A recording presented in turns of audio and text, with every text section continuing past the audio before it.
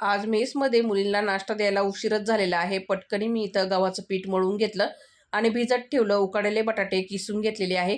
तडका पॅनमध्ये तेल गरम करून मोहरी, जिरा, हिंग, कढीपत्ता, हळद, मिरची, लसूण, अद्रक घातलेला ठेचा, मीठ टाकलं चवीपुरतं आणि चरचरीत फोडणी ना मिश्रणावरती बटाट्याच्या घालून घेतली. कोथिंबीर टाकली, मिक्स करून घेतलं. आता इकडं गव्हाचं पीठ पण आपलं चांगलं भिजलेलं आहे. एक वाटी तयार करून घेतली. त्यामध्ये मिश्रण भरून घेतलं. बटाट्याचा चांगलं उंडा बंद करून घेतला. सुक्कं पीठ लावून आहे ना मस्त जाड पण नाही आणि जास्त पातळ पण नाही, मिडियममध्ये इथं मी पराठा लाटून घेतलेला आहे.